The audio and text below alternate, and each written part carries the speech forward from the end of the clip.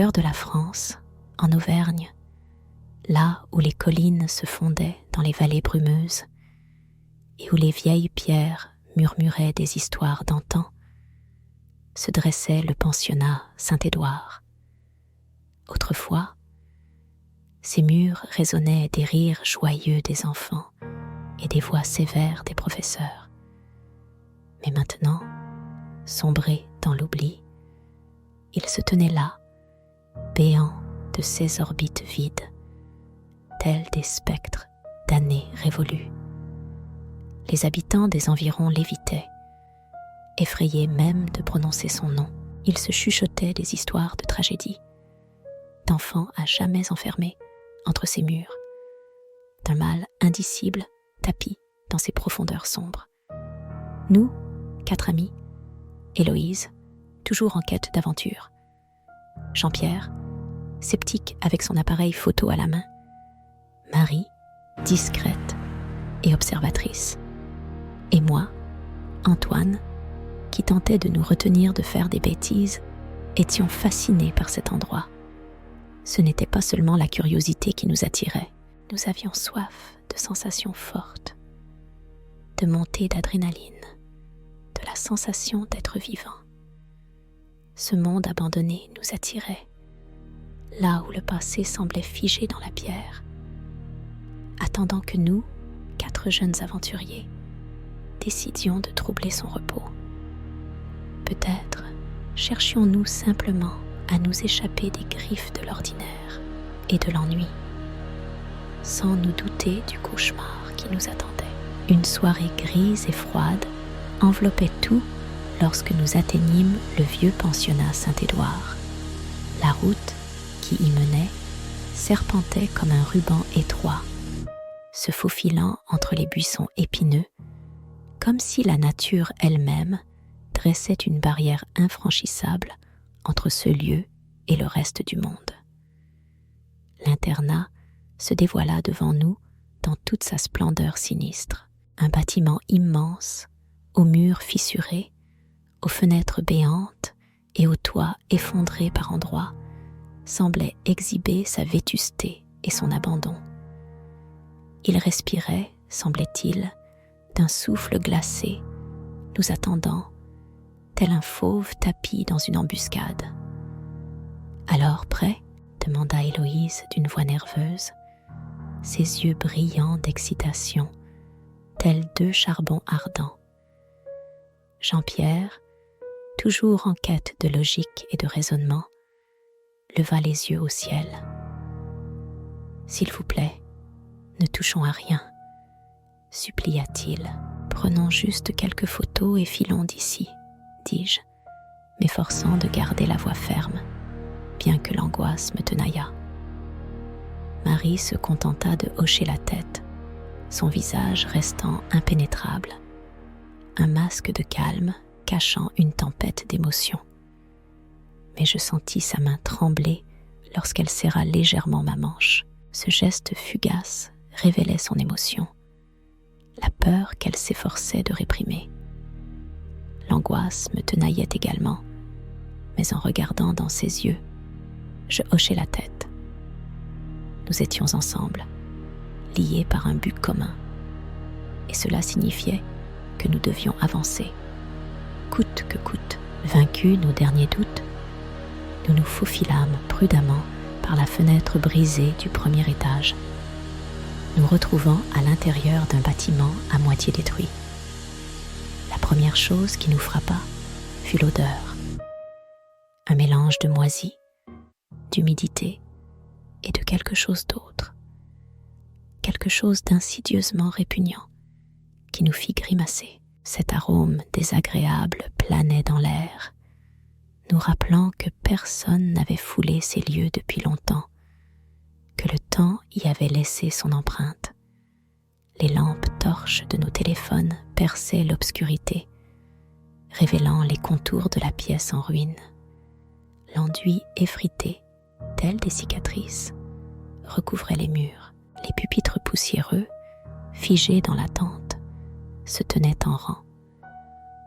Les livres, éparpillés sur le sol, relataient en silence des destins passés. « Flippant, hein ?» murmura Jean-Pierre, bien que sa voix trahît encore une pointe de bravade. Son appareil photo claquait, fixant chaque détail de ce lieu abandonné. Il voulait tout immortaliser. Des fissures sur les murs, aux pages fanées des livres.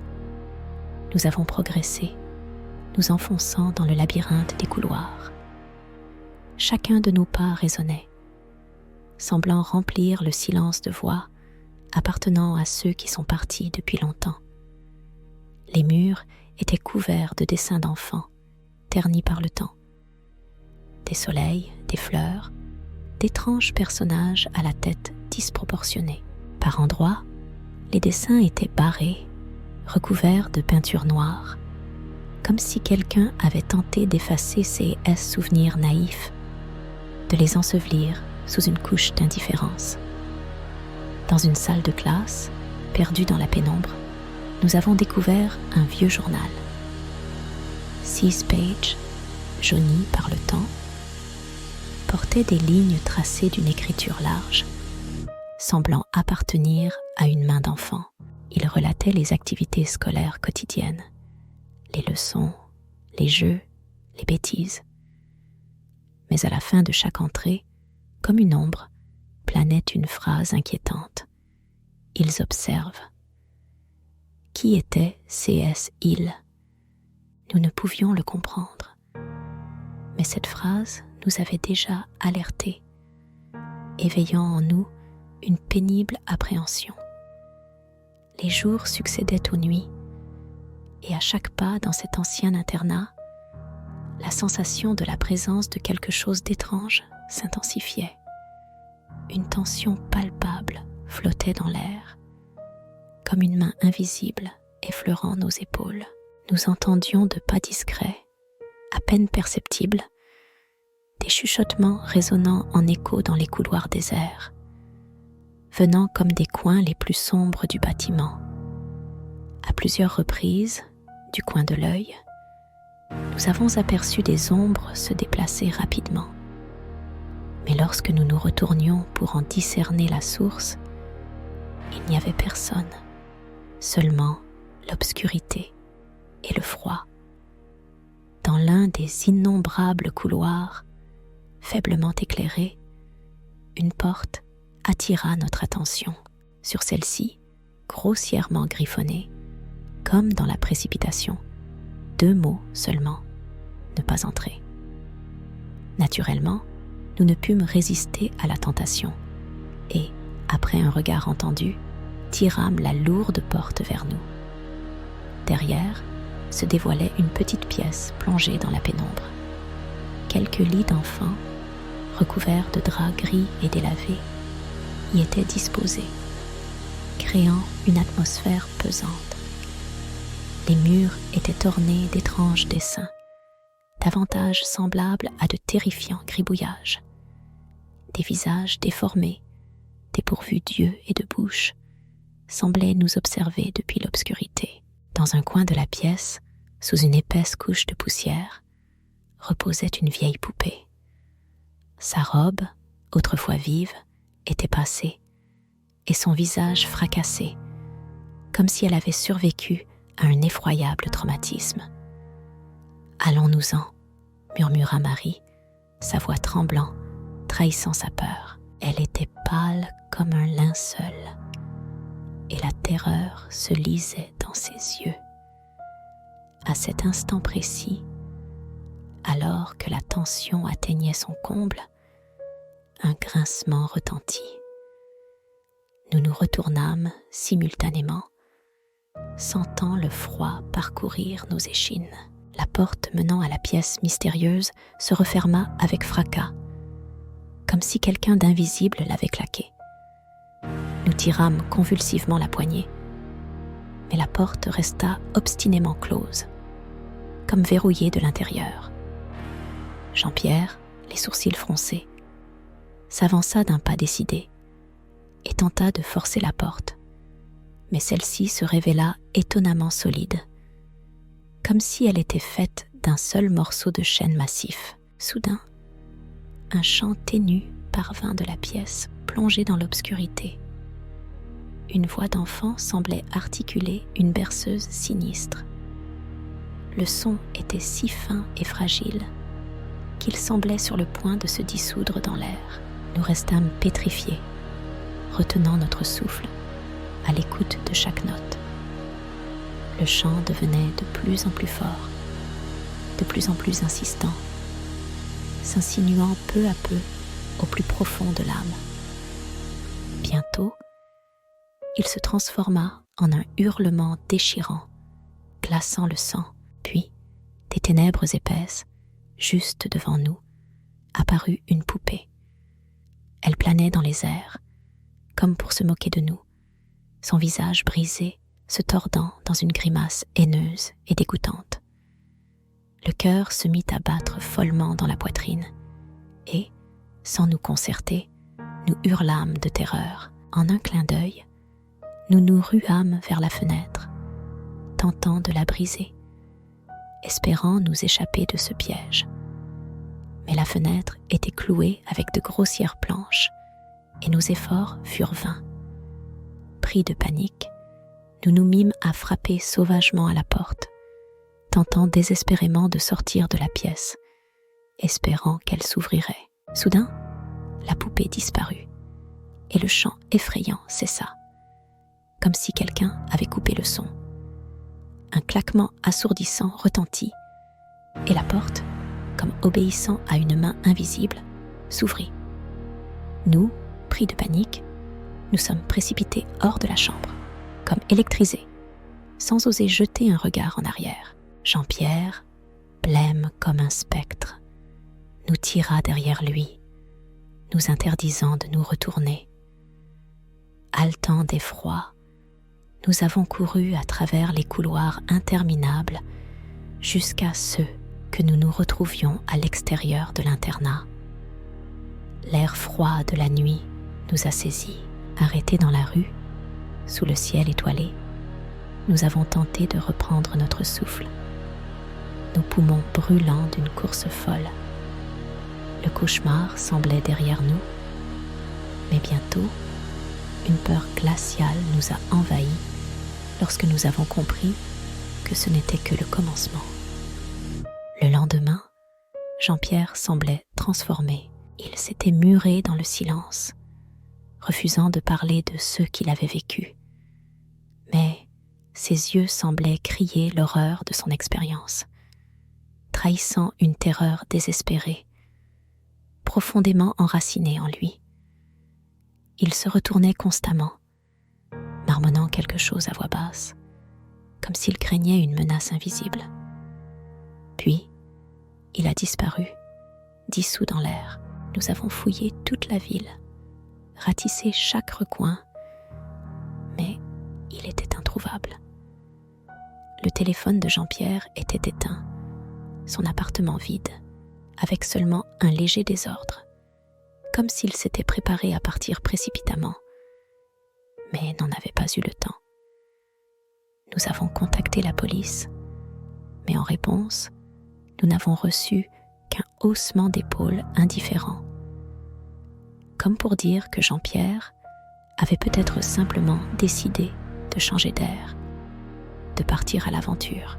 Mais nous savions que ce n'était pas le cas. Quelque chose nous tourmentait, comme une prémonition de malheur qui flottait dans l'air.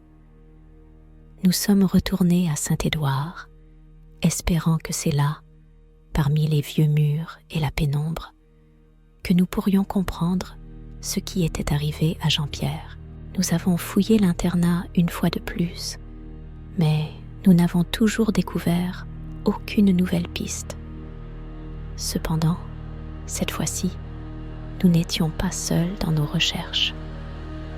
Soudain, le silence fut rompu par un rire d'enfant familier.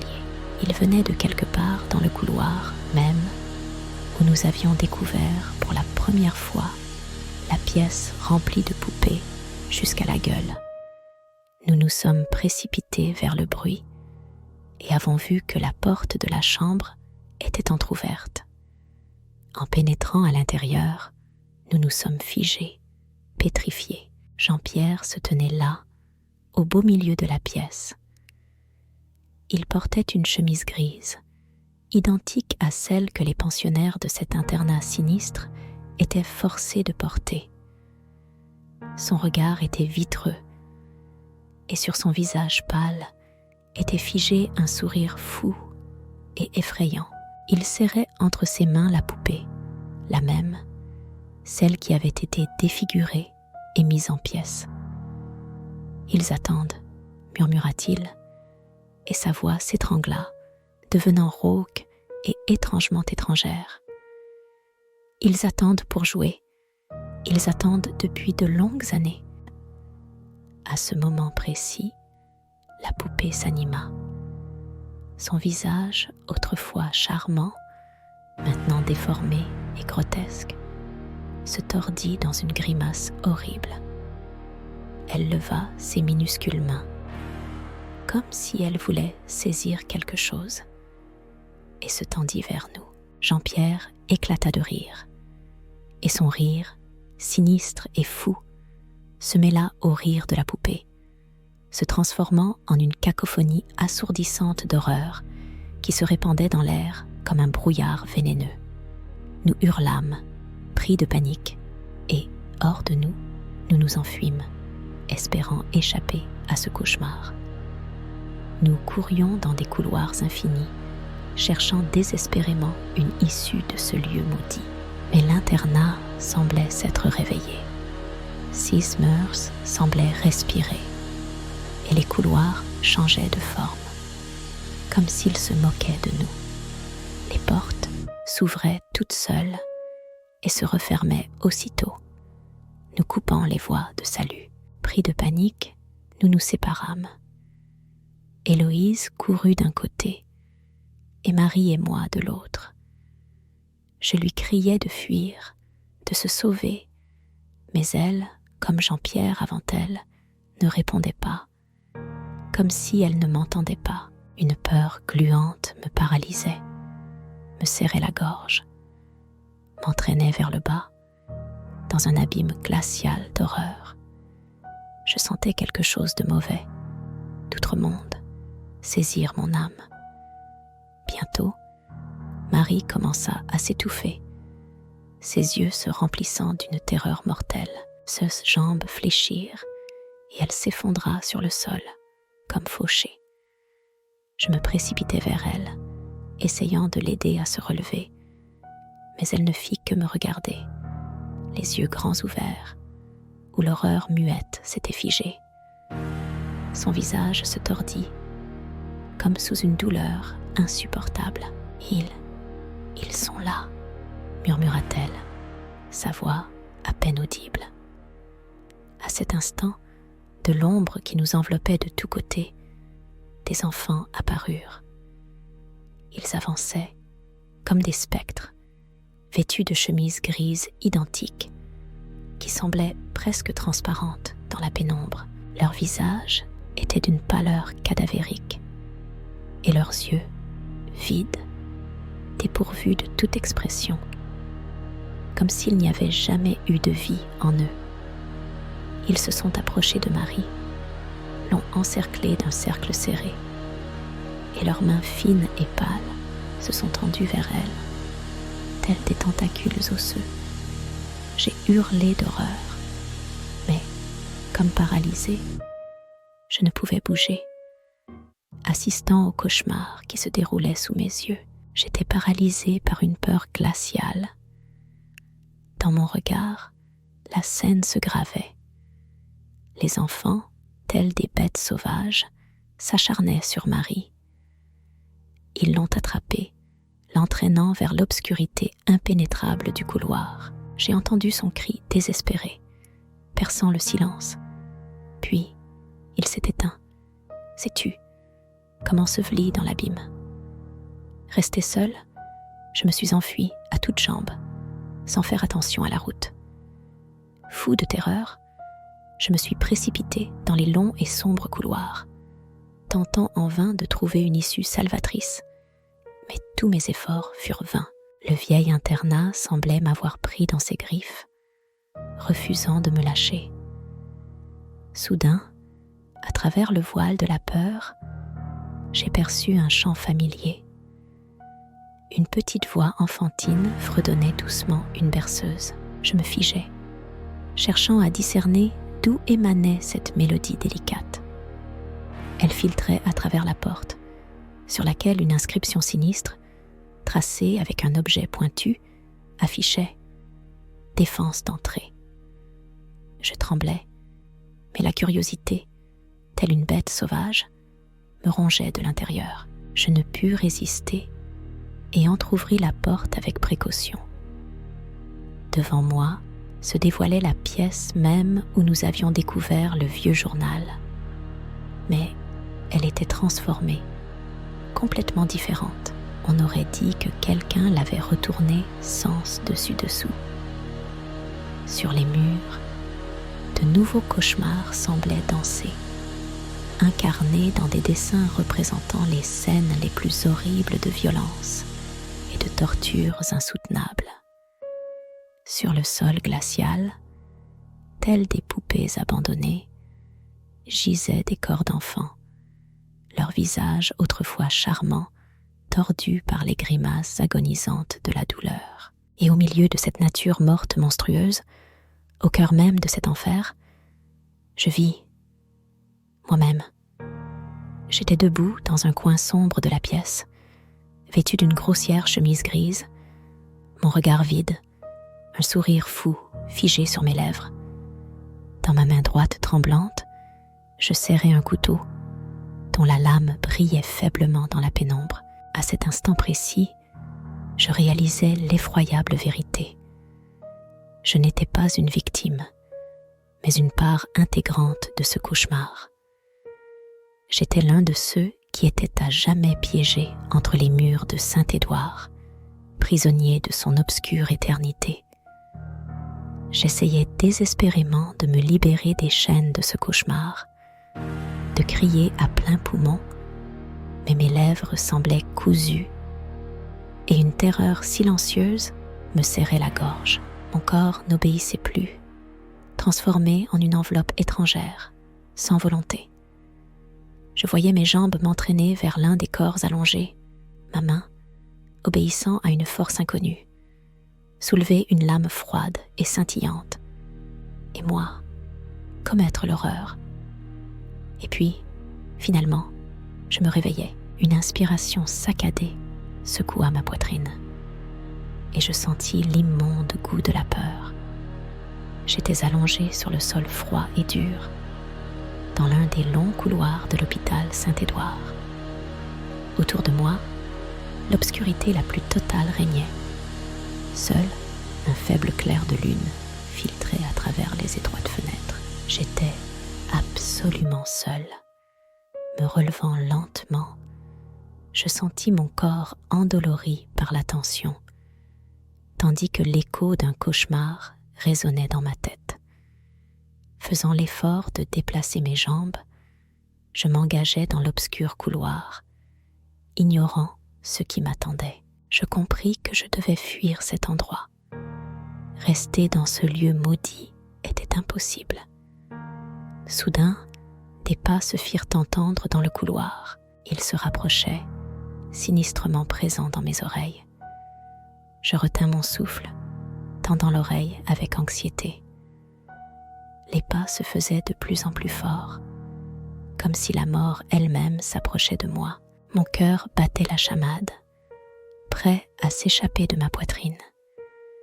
Je fis promptement un pas de côté et me cachai derrière un angle, priant pour ne pas être vu. L'espoir brillait dans mon âme, tel un petit feu vacillant. Derrière l'angle, une silhouette apparut. C'était Héloïse. Mais son visage, autrefois si beau, était maintenant déformé par une grimace d'effroi glacial, et dans ses yeux se figeait une profonde vacuité. Elle se dirigeait vers moi comme une marionnette, les bras tendus, les doigts anormalement courbés. Antoine, aide. Nous devons jouer, murmura-t-elle, et une voix rauque et étrangère sembla venir d'ailleurs. Je sentis mon sang se glacer dans mes veines. La prise de conscience me frappa avec une froide et implacable certitude. Elle aussi faisait désormais partie de ce cauchemar. Elle était devenue l'une d'eux. Je m'élançai, courant à toutes jambes. Je courais sans réfléchir dans des couloirs infinis, sans comprendre où j'allais. Une seule pensée martelait mon esprit. M'échapper, fuir ces murs maudits, m'enfuir de Saint-Édouard, loin du cauchemar qui se cachait derrière. Soudain, devant moi, une lumière salvatrice apparut. Je la vis, la sortis. Rassemblant le peu de force qui me restait, je me précipitai vers elle, prêt à retrouver ma liberté. Mais alors qu'il ne restait que quelques pas, une horreur glaciale me figea. C'était un piège. Ce n'était pas une porte, mais un véritable miroir. Et dans celui-ci, je me vis. J'étais là, devant lui, vêtue d'une chemise grise, le regard vide et un sourire fou figé sur les lèvres. J'étais l'un d'eux. Je criais, désespérément, mais mon cri se dissipa dans le silence, sans écho. Et alors vint la prise de conscience. Il n'y avait pas d'issue. Je resterais à jamais entre les murs de Saint-Édouard, prisonnier de ces sombres étreintes. Je me retournai brusquement, sentant le sang se glacer dans mes veines. Derrière moi, dans une pénombre sinistre, se tenait un groupe d'enfants. Leurs visages semblaient figés dans un sourire mortel, et leurs yeux étaient vides comme des puits, ne reflétant que les ténèbres. L'un d'eux fit un pas en avant, ses lèvres fines murmurant « Tu es désormais l'un des nôtres ». Une horreur glaciale me transperça. J'essayais de crier, mais le cri, jailli de ma poitrine, se dissipa aussitôt dans l'obscurité croissante. Je repris conscience, étendue sur un lit d'hôpital. Dans la chambre, une lumière blafarde régnait. Près de moi, penchés, se trouvaient des médecins en blouse blanche. Ils parlaient, leurs lèvres bougeaient, mais je ne pouvais distinguer un seul mot. Les sons se perdaient dans une cacophonie, et dans ma tête, une seule question persistait. Qu'était-ce ? Tout. Ce que je vis, ce fut un nom, Saint-Édouard. J'essayais de leur raconter ce qui s'était passé, de déballer tout ce qui me tourmentait, mais ils ne firent que hocher la tête en silence, penchés sur leur bloc-notes. La plume grinçait sur le papier, laissant des inscriptions illisibles. Ils répétaient que j'étais traumatisée, que j'avais besoin de temps pour me remettre. Mais moi, je connaissais la vérité. Je savais que je ne quitterais jamais les murs de Saint-Édouard. Lui, ce cauchemar monstrueux, s'était déjà installé en moi, pénétrant au plus profond de ma conscience. Et bientôt, je sortis de l'hôpital, je retournai chez moi, mais tout semblait différent, étranger. Partout, des ombres se profilaient, un léger chuchotement parvenait à mes oreilles, et j'avais la sensation constante que des enfants étaient là. J'essayais d'effacer de ma mémoire ce qui s'était passé, mais cela s'avéra impossible. Saint-Édouard me hantait dans mes rêves, me tourmentait dans mes pensées, se manifestait à chaque souffle.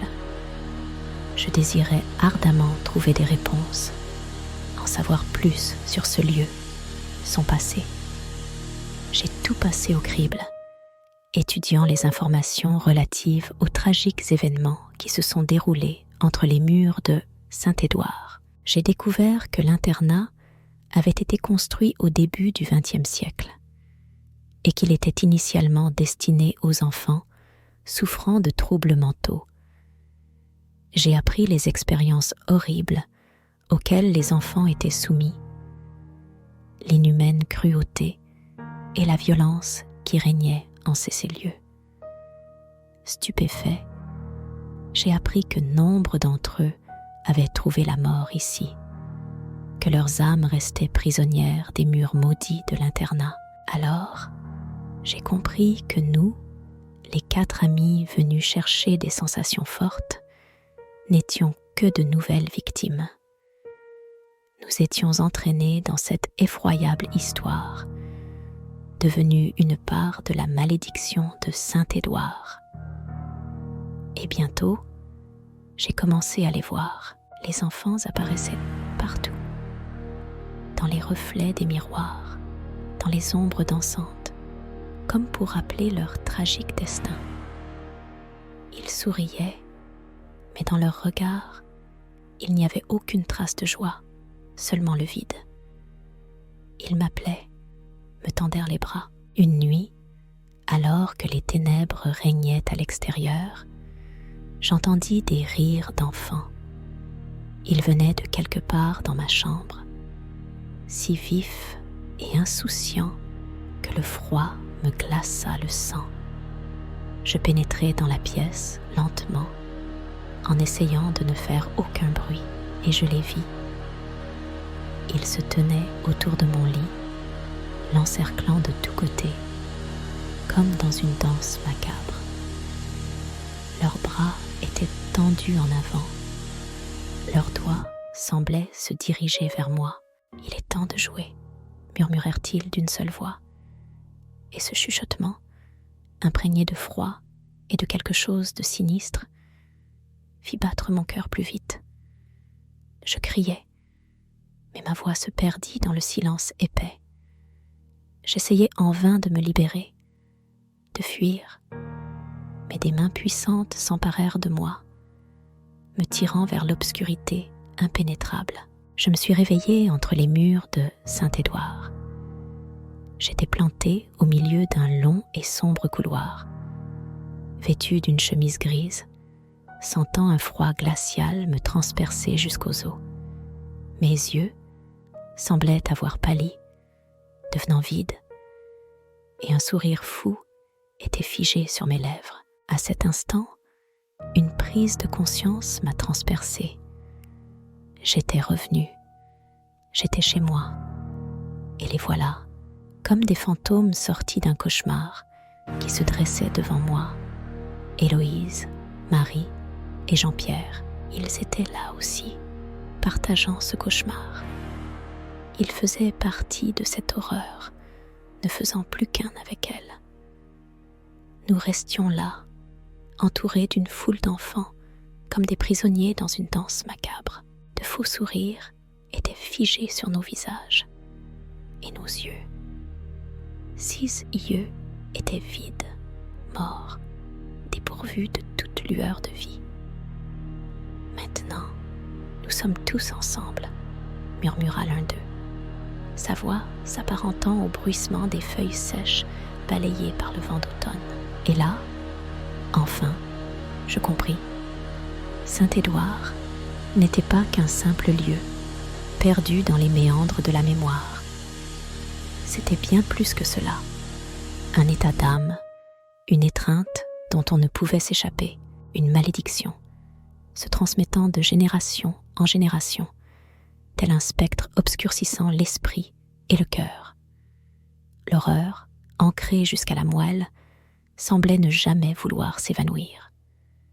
Parfois, lorsque je me regardais dans le miroir, le reflet se déformait, se tordait, me révélant un visage qui n'était pas le mien. À la place, je voyais Saint-Édouard. Je voyais les visages pâles et apeurés des enfants, figés dans un cri muet. J'ai vu le cauchemar qui nous hantait depuis toutes ces années, et à cet instant, les yeux fixés dans les miens, je compris. Nous ne sortirions jamais d'ici, ni dans 1 an, ni dans 2, ni dans 10. Personne d'entre nous n'en sortirait. Jamais. Nous resterions à jamais piégés ici, emprisonnés entre ces murs. Et pire encore, je commence à réaliser que j'aime ça. Je crois que je suis en train de trouver un foyer. Pour toujours.